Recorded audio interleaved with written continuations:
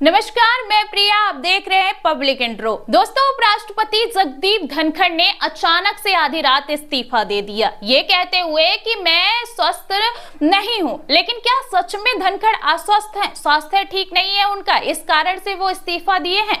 दोस्तों, अंधा भी इस बात पर यकीन नहीं करेगा कि दिन में जो उपराष्ट्रपति एक्टिव नजर आते थे वो रात में इस्तीफा दे देंगे, ये कहते हुए कि स्वास्थ्य ठीक नहीं है। दोस्तों, ये बात जितनी सीधी दिख रही है उतनी सीधी है नहीं। सवाल यह है कि आखिर उपराष्ट्रपति जगदीप धनखड़ को अचानक नाराज किसने किया? क्या उपराष्ट्रपति जगदीप धनखड़ का किसी ने ईगो हर्ट कर दिया है? अचानक ऐसा क्या हुआ कि आधी रात को उपराष्ट्रपति जगदीप धनखड़ को सीधा राष्ट्रपति को इस्तीफा सौंपना पड़ा? उपराष्ट्रपति जगदीप धनखड़ के इस्तीफे के बाद से तमाम तरह की अटकलें लगाई जा रही है। ये खोजबीन किया जा रहा है कि आखिर उनके इस्तीफे देने का कारण क्या है। तमाम तरह की खबरें चलाई जा रही है। दिल्ली की सियासी गलियारों में कल आधी रात से ही ये बात घूम रही है, क्योंकि हर कोई हैरान है। उपराष्ट्रपति ने सोशल मीडिया में खुद अपना ये इस्तीफा शेयर किया है और यह इस्तीफा सीधे उन्होंने राष्ट्रपति को सौंप दिया है। दोस्तों, वह धनखड़ जो आमतौर पर बीजेपी और खास तौर पर नरेंद्र मोदी के गुड बुक्स माने जाते थे, अचानक उसके बाद ये चर्चाएं शुरू हो गई कि धनखड़ का इस्तीफा तो बस शुरुआत है। समझ लीजिए कि ये जो सिलसिला है ये शुरू हो गया है। अब जो है भारतीय जनता पार्टी में या उनके नेताओं का धड़ाधड़ इस्तीफा गिरने वाला है। अब लोग ये भी अटकलें लगा रहे हैं कि दिल्ली में दो बड़े पद खाली हो गए हैं। एक तो उपराष्ट्रपति का पद खाली हो गया है, कल रात ही आपने देखा, और दूसरा जो है वो है बीजेपी के अध्यक्ष का। हालांकि दोस्तों, दोनों के पदों में बहुत फर्क है। बीजेपी अध्यक्ष का पद कोई संवैधानिक पद नहीं होता है, उपराष्ट्रपति का पद संवैधानिक पद होता है। संविधान के हिसाब से तो उपराष्ट्रपति का जो पद है वो पीएम से भी ऊंचा होता है। लेकिन ये बात सही है कि उपराष्ट्रपति का पद खाली होने के बाद अब लोगों ने अटकल लगानी शुरू कर दी है। अगला नंबर क्या मोदी का आएगा? और दोस्तों, अब अटकलबाजी के दौर में जो है बड़ी खबर ये निकल कर सामने आ रही है कि कल रात कुछ ऐसा हुआ है कि भाजपा के सांसदों से कोरे पन्ने पर सिग्नेचर यानी हस्ताक्षर कराए गए हैं। दरअसल सुनकर आप भी चौंक जाएंगे कि बीती रात सब कुछ जल्दी जल्दी में कितना बदला हुआ है। तो उपराष्ट्रपति जगदीप धनखड़ के इस्तीफे के बाद से ही जो चर्चाएं हैं वो शुरू हो गई हैं। उनमें सबसे इंपॉर्टेंट और ध्यान देने वाली बात जयराम रमेश ने सोशल मीडिया में लिखी है। इससे पता चलता है कि दोपहर से लेकर इनफैक्ट शाम को 4:30 बजे से लेकर कुछ ऐसा था जो सरकार और उपराष्ट्रपति के बीच में ठीक नहीं होने का संकेत दे रहा था। दोस्तों, जयराम रमेश ने जब कल रात को यह खबर चलाई कि उपराष्ट्रपति ने इस्तीफा दे दिया है, जगदीप धनखड़ ने इस्तीफा दे दिया है, तो जयराम रमेश ने एक बहुत ही इंपॉर्टेंट जानकारी साझा की। 12:30 बजे के आसपास बिजनेस एडवाइजरी कमेटी की सोमवार को बैठक हुई संसद में। उसके बाद उस बैठक में जेपी नड्डा और किरण रिजिजू मौजूद थे, विपक्ष के नेता मौजूद थे। फिर भी धनखड़ ने कहा कि शाम को 4:30 बजे फिर से बिजनेस एडवाइजरी की बैठक बुलाएंगे। बुलाई भी गई। दोस्तों, यहां पर जयराम रमेश लिख रहे हैं कि वो बिजनेस एडवाइजरी की जो बैठक 4:30 बजे बुलाई गई उसमें ना तो जेपी नड्डा जो कि लीडर ऑफ द हाउस है राज्यसभा के, और ना ही संसदीय कार्य मंत्री आए। मतलब सरकार की तरफ से दोनों ही जो है यहां गैर हाजिर रहे। दोस्तों, ये इस तरह की जो बैठक होती है खास तौर पर बिजनेस एडवाइजरी कमेटी की, इसमें क्या होता है कि विपक्ष के नेता कभी कभार जो है गैर हाजिर रहते हैं अपना विरोध दर्ज करने के लिए कि भाई आप संसद में भी हमारी बात नहीं सुनते हैं, आप मीटिंग में भी हमारी नहीं सुनते,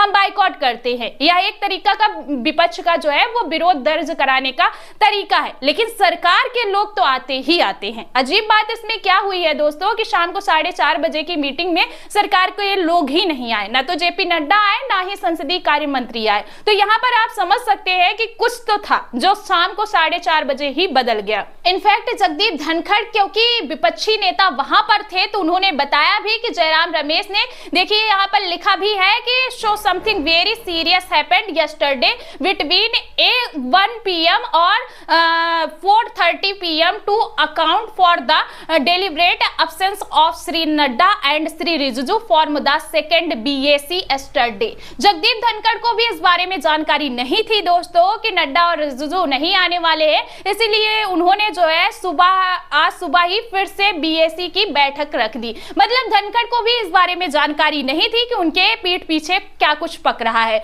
और उसके बाद अचानक से रात को ये बम फूट गया कि जगदीप धनखड़ का इस्तीफा हो गया है। अब दोस्तों जो भी वजह रही हो जगदीप धनखड़ ने बताई तो उसी को सच मानते हैं। उन्होंने कहा कि स्वास्थ्य ठीक नहीं है तो अब सब इसी बात पे यकीन करते हैं। लेकिन अब आप सोचिए कि जो है उनका कार्यकाल भी पूरा नहीं हुआ था, 2027 में उनका कार्यकाल कंप्लीट होना था। इससे पहले भी जगदीप धनखड़ जो है उनकी तबीयत खराब हो चुकी है, लेकिन वो इस्तीफा नहीं दिए थे। और अगर उन्हें इस्तीफा देना ही था दोस्तों तो वो मानसून सत्र के पहले भी इस्तीफा दे सकते थे, लेकिन उन्होंने मानसून सत्र का दिन ही पहला जो शुरू होने वाला दिन था उसी की रात आधी रात को इस्तीफा दिया, जिससे जो है अब बवाल मचा है। और रह रह के सभी लोग ये सवाल उठा रहे हैं कि उपराष्ट्रपति के इस्तीफे के पीछे का कारण क्या है। जगदीप धनखड़ जैसे फाइटर या कोई छोटी बात नहीं है कि वो इस्तीफा सौंप दे, इतनी आसानी से किसी को ये बात पचने वाली नहीं है। बहुत सी चर्चाएं कल से मीडिया, सोशल मीडिया और राजनीतिक गलियारों में घूम रही है।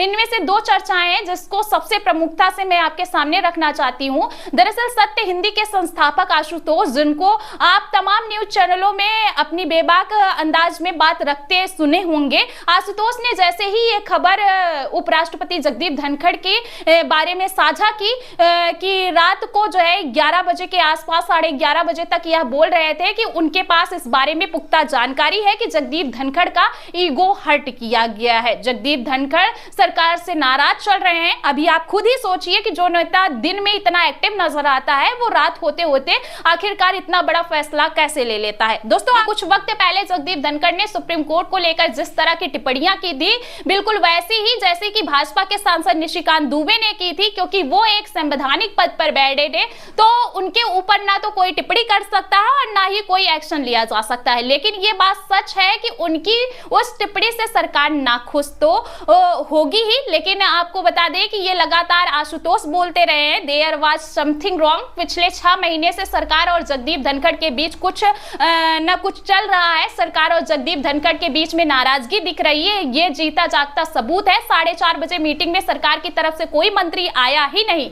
दोस्तों चर्चाएं ये भी है कि अब उपराष्ट्रपति का ही पद खाली नहीं है, अब कई और पद है जो खाली होंगे। चर्चाएं ये भी है कि हो सकता है कि राष्ट्रपति का पद भी खाली हो जाए बहुत जल्द। मतलब अब आपको पता ही है कि राजनीतिक में जो है वो तमाम तरह की चर्चाएं शुरू होने लगती है। लोग ये भी कहना शुरू कर देते हैं, और जिस तरीके से कल उन्होंने इस्तीफा दिया, कल रात से ऐसी चर्चाएं चल रही है कि हो सकता है कि संघ का कुछ ज्यादा ही दबाव है 75 साल की उम्र को लेकर। पीएम मोदी हो सकता है उपराष्ट्रपति बन जाए, एक ट्रांजिशन आ जाए सरकार में। बहुत से लोग ये भी अटकलें लगा रहे हैं कि केवल इतने बड़े पद पर ही नहीं, कई मुख्यमंत्रियों की भी कुर्सी जो है दांव पर लगी है। 3 मुख्यमंत्री के नाम जो है वो चर्चाओं में चल रहे हैं। दिल्ली में तो बहुत कुछ हो रहा है जो साफ संकेत देता है कि ना तो बीजेपी सरकार के बीच सब कुछ ठीक चल रहा है, ना आरएसएस और बीजेपी के बीच सब कुछ ठीक चल रहा है, और ना ही सरकार के अंदर कुछ भी ठीक चल रहा है। दोस्तों आप ही सोचिए, अगर इस्तीफा होना ही था तो वो संसद से पहले हो जाता। संसद के एक दिन पूरी प्रोसीडिंग में जगदीप धनखड़ शामिल थे, काफी एक्टिव नजर आए, कहीं भी इस्तीफे की कोई गुंजाइश नहीं नजर आ रही थी। अगर वह इस्तीफा देना ही चाहते थे तो पहले दिन ही दे देते, फिर संसद के बाद दे देते। 21 अगस्त को सत्र खत्म होने वाला है। तरफ नड्डा की उनको जो है एक्सटेंशन पर एक्सटेंशन दिया जा रहा है, दूसरी तरफ उपराष्ट्रपति का कार्यकाल 2027 में पूरा होने वाला था, उससे पहले ही उन्होंने इस्तीफा दे दिया। अब प्रधानमंत्री नरेंद्र मोदी क्या करते हैं, क्योंकि 17 सितंबर को प्रधानमंत्री नरेंद्र मोदी 75 साल के पूरे हो जाएंगे, तो क्या प्रधानमंत्री नरेंद्र मोदी का भी पद खाली होने वाला है? क्या प्रधानमंत्री नरेंद्र मोदी भी कुछ ऐसा ही फैसला लेंगे कि राष्ट्रपति को इस्तीफा सौंप देंगे? क्या कुछ लगता है, कमेंट में अपनी राय जरूर दें।